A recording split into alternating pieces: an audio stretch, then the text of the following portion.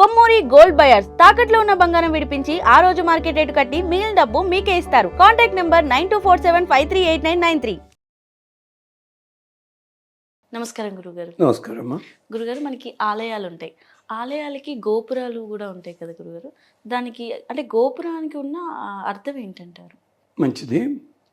దీనికి కూడా నేను సమాధానం మోడర్న్ వాళ్ళ కోసం తగ్గట్టుగా, మనకి ఫ్యాషన్ ఏమైపోయిందంటే భారతీయ సమాజంలో ఉన్న వాటినన్నింటినీ వేళాకోళం చేస్తూ ఇతర దేశాల్లో ఉన్న వాటి పెట్టాడు.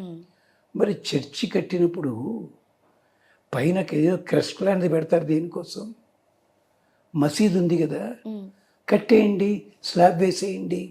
మరి గోపురం అక్కడ ఎందుకు కడతారు? గోపురం లాంటిది చైనాలో మరోటి.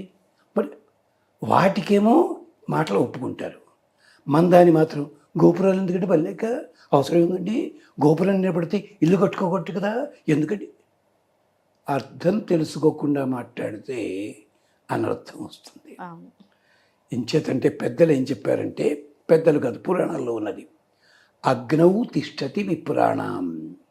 బ్రాహ్మణులు వేదవేత్తలైన వాళ్ళకి విగ్రహాలు పెట్టుకోడు, పూజ చేయకపోవచ్చు కాక వాళ్ళు ఏం చేస్తారు? అగ్ని ఆధారం చేసి అగ్నిలోనే శివుణ్ణి ఆరాధన చేసి విష్ణువుని, ఇంద్రుడిని, దేవతలందరినీ చేస్తారు. అగ్నౌ తిష్టతి విపురాణం. ఇదే జొరాస్ట్రియన్ మతం అయ్యింది. వాళ్ళు నిప్పునే కోల్చుతారు. అగ్నౌ తిష్టతి విపురాణం. కొంతమంది ఉంటారు, ఆ పేరు ఇప్పుడు అలవాటు అయిపోయింది చాలామందికి. హృది తిష్టతి యోగినాం. నేను యోగా అని పెట్టి అనుకోండి, నాకు రాదది. నేను యోగి పేరు పెట్టుకోవడం, నా పర్సనల్ సెక్రటరీలు 5 ఆడవాళ్ళు ఉంటారు.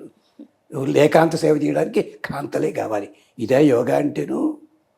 హృది తిష్టతి యోగినాం. యోగీశ్వరులు అంటే ఈ ఇంగ్లీషు పేర్లు పెట్టుకున్న వాళ్ళు, జర్మనీ, రష్యా వెళ్ళి అక్కడి నుంచి వచ్చిన వాళ్ళు, వీళ్ళు కాదు యోగీశ్వరులు అంటే. యోగం అంటే లేని తత్వాన్ని మనస్సు లోపల పట్టుకోగలిగి ఉండాలి, అది యోగము. వాళ్ళకి హృదయ తిష్టతి యోగిన, హృదయంలోనే భగవంతుడిని చూడగలరు వాళ్ళు.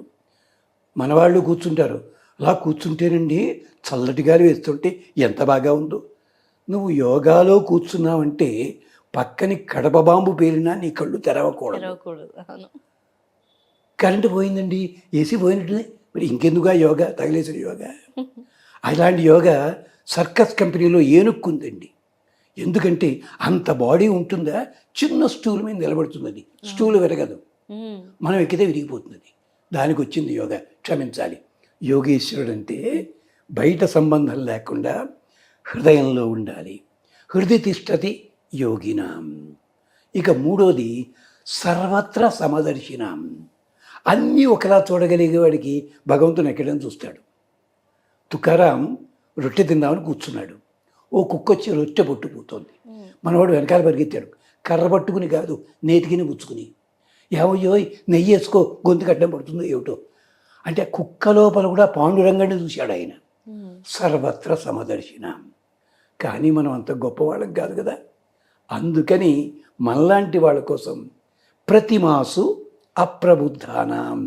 అప్రబుద్ధులు అంటే బుద్ధి లేనివాడు కాదు, మంచి ఆలోచన కలిగిన వాళ్ళు. బుద్ధి, ప్రబుద్ధి, అప్రబుద్ధి, ఈ నిర్ణయం ఇలా చూసుకోవాలి. మనం తిట్టడం కోసం ప్రబుద్ధుడు వచ్చాడండి అంటూ ఉంటాం, అది అర్థం అది కాదది. అలాంటి వాళ్ళ కోసం ప్రతిమా. ప్రతిమ అంటే బొమ్మ కాదు, ప్రతి మా, దానికి సాటి లేదండి. మరి తిరుపతి వెంకన్న కన్నాడు కదా, అలాంటి బొమ్మలు 100 చోట్ల ఉన్నాయి కదా, కానీ అక్కడున్న స్వామికి ఉన్న సాటి ఇక్కడ వస్తుందా? అదనమాట ప్రతిమ అంటే అర్థం ఏమిటి? ఒకటి స్థాపించిన తర్వాత దానికి పోలిక ఇంకోటి ఉండదు. దాన్ని పెట్టినప్పుడు కట్టేదే ఆలయము.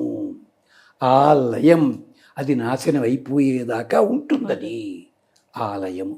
దేవ ఆలయము. దీంట్లో మళ్ళీ రకాలు ఉన్నాయి, పెద్ద గొడవ అయిపోతుంది. అంచేత ఆగమ శాస్త్రంలో ఉంటుంది, దానికి వెళ్తలే. కాకపోతే గోపురం ఎందుకు కట్టాలి అని అడిగారు. అలాగే మనం ఇల్లు కట్టుకున్నాం కదా, ఇంటి ముందు పెద్ద ఆర్చిలా కడతాం. దేనికోసం? ఇది ఫలానా వాళ్ళని గుర్తు కోసం ఆర్చిలా కట్టుకుంటాం, నేమ్ ప్లేట్ పెట్టుకుంటాం. అలాగే దేవాలయాలకు కూడా గర్భాలయము, ముందు భాగము, మరొకటి ఇలా పెట్టి, కానీ దూరంగా ఉన్నవాడికి కూడా కనిపించాలి ఇక్కడ దేవాలయం ఉందని గుర్తు. ఉందని. జెండా కడతామా? కట్టడం కష్టమే. అవును. అందుకని గోపురం ఉంటుంది. గోపురము, గో అంటే దిక్కు, దిక్కుని రక్షించేది, భగవంతుణ్ణి చూపించేది అర్థం గోపురం అని చెప్పి. ఆ గోపురం రకరకాలుగా ఉంటుంది. ఇలా సూదిగా ఉండొచ్చును, కలశం పెట్టి ఉండొచ్చును, మరొకటి ఉండొచ్చు, 5 కలశాలు, ఇవన్నీ కూడా గోపురాలే. గోపురాలు దేనికోసం అంటే ఆలయాల గోపురాలు, గోపుర శబ్దానికి అర్థం ఏమిటంటే రక్షణ కలిగించున్నది. ఎక్కడ ఉన్నాం దూరంగా అమ్మయ్య ఇక్కడ దేవాలయం ఉందే, అన్నమాచార్య సమరం అండి, అదివో అల్లదివో శ్రీహరివాసము, అప్ప ఎంత బాగుందయ్యా, ఎలా చెప్పావు నువ్వు, 10,000 శేషుల పడగల భయము, అలా వంకరలో శేషుడు వచ్చాడు అక్కడికి అన్నాడు. అదిట అల్లాగా అది కనమాట గోపురము. కలగంటి గోపురాన్ని చూసి అన్నాడు పాపం. ఎందుకని అంటే రక్షణ కలిగించున్నది. పట్నవాసాల్లో కూడా రాజుల ఇళ్ళకి గోపురం కట్టించేవారు.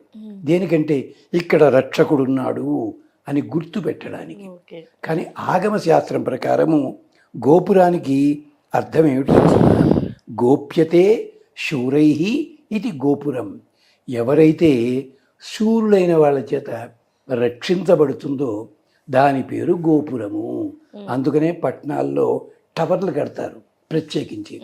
అది దానికోసమే, అంటే ఇక్కడ రక్షకుడు ఉన్నాడు మీకోసం, కంగారు పడకండి అని చెప్పడానికి. అది విద్యాలయం అయితే ఒకలా ఉంటుంది, వైద్యాలయం అయితే ఒకలా ఉంటుంది. కానీ దేవాలయానికి గోపురానికి ఏమిటంటే భగవంతుడికి 4 రూపాలు ఉన్నాయి. ప్రద్యుమ్న, అనిరుద్ధ, వాసుదేవ, సంకర్షణ అని. ఈ పేర్లు విష్ణుమూర్తి పేర్లా ఉంటాయి కానీ ఇది అందరు దేవతలకి వినిపిస్తాయి. వాసుదేవ అంటే దేవతా రూపాలన్నిటిలో ఉండే ఒకే తత్వము, అది వాసుదేవ. సంకర్షణ అంటే ఎంతసేపు ఆశీర్డు అంటారు, అదే కాదు. అసలు అర్థం ఏంటి? సంకర్షణ అంటే సమ్యక్ కర్షతి, ఎక్కడెక్కడో ఉన్న వాళ్ళందరినీ ఒక చోటికి తీసుకుని వచ్చి వీళ్ళ ఫలానా అని చేసేలాంటి తత్వము సంకర్షణ. వాసుదేవ. ప్రద్యుమ్న కాంతి, ఆ కాంతి చాలా గొప్పగా ఉంటుంది. ఇంకొకటి ఏమిటి? అనిరుద్ధుడంటే ఇక ఆయనకి ఎదురు లేదు, నిరోధించలేడు. అందుకని గోపురానికి గుర్తు ఎవరు అంటే అనిరుద్ధుడే గోపురం మీద ఉంటాడు. అంటే అక్కడ ఉందనేసరికి ఇది శివాలయం గుర్తుపట్టేశారు మీరు, ఇంకో దేవుడు కాదు అక్కడ, వెంకటేశ్వర స్వామి ఇలాగా. మరి మనం కట్టేవి కొన్ని ధ్వజస్తంభం లేనివి, ఆరాధనా మందిరాలు అవి. ధ్వజస్తంభం లేకపోతే అది గుడి అనకూడదు, ఆరాధనా మందిరం మాత్రమే, ప్రార్థనా మందిరం. కానీ గోపురము ఇది ఉన్నట్టయితే దానికి 7 ప్రాకారాలు కట్టాలి. ఇదంతా అంచేత ఈ గోపురానికి అనిరుద్ధుడు అంటే ఏం చేస్తాడు? ఆయన కష్టం కలగకుండా రక్షిస్తాడు. ఇప్పుడు ఒక బాంబు వేస్తా. అనిరుద్ధుడికి ఎన్ని ముఖాలు ఉంటాయి తెలుసునా? 19 ముఖాలు ఉంటాయి. 9 మధ్య ముఖం ఏనుగు ముఖం. లక్ష్మీ గణపతి అంటారే, లక్ష్మీదేవి ఈ పక్కని గణపతి ఈ పక్కన పెట్టి కూర్చోవడం కాదు. ఓ దుర్మార్గుడు రాశాడు, గణపతికి లక్ష్మీదేవి ప్రియురాలు, అందుకే లక్ష్మీ గణపతి అన్నాడు దుర్మార్గుడు గ్రంథంలోను. అది కాదమ్మా, ఈ ప్రద్యుమ్నుడు ఉన్నాడే మధ్య ముఖం ఏనుగు ముఖం, ఆ వక్షస్థలం మీద ఉంటుంది లక్ష్మీదేవి, ఆయన లక్ష్మీ గణపతి. అందుకని ఆ అనిరుద్ధ స్వరూపమే అక్కడ గోపురాన్ని ఆశ్రయించి ఉంటాడు. ఇందుకోసం గోపురానికి నమస్కారం చేస్తాం. అందుకనే పెద్దలు ఏం చెప్పారు? గోపురము నీడ ఎంతవరకు పడుతుందో సూర్యోదయ సమయంలో ఆ నీడ దాకా దేవాలయ తాలూకు నిర్మాణమే ఉండాలి తప్ప ఇంకెవరిది ఉండకూడదు. అందుకనే ఆలయం నీడ పడకూడదు అని చెప్పడం వాస్తుశాస్త్రం ఏమిటనమాట. అదంతా కూడా అంతేకాదు, దేవాలయం కట్టాలంటే ఎన్ని ఇళ్ళున్నాయో చూసి ఇళ్ళని బట్టి దేవాలయ సైజు ఉంటుంది. అది ఎవడు మాట్లాడతాలే ఇవాళ. చాలామంది అన్నారు, మేము 15 కోట్లు పెట్టాము మా కాలనీలోను, ఒక్క కొబ్బరికాయ పగలటం లేదు.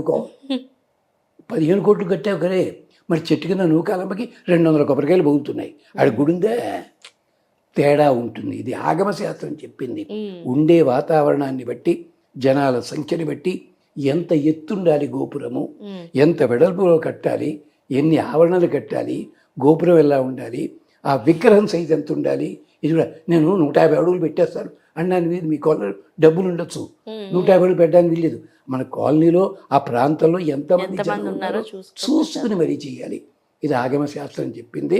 నన్ను ఆగమంటే బెటరు, ఎంచేతంటే ఇంకా వెళ్ళిపోతూనే ఉంటుంది. ఇది దేవాలయ ఆగమం, పాంచరాత్రమని, వైఖానసమని, శైవమని, మరొకటని అన్నిట్లో కూడా చెప్పారు ఇవి ఆ దేవతలు వేరు. అందుకని గోపురం అంటే అనిరుద్ధ స్వరూపము, మనందరినీ కూడా రక్షించేందుకుండే పరమాత్మ లోపల ఉండే రక్షణ శక్తి ఆ గోపురంలో ఉంటుంది.